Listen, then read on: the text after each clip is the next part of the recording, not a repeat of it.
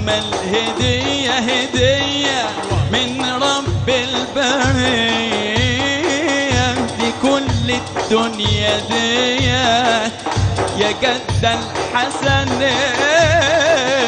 ما هو انت قمرها وانت اللي منورها، ما هو انت قمرها وانت اللي منورها، فتح اسرارها يا سيدي يا جد الحسنين.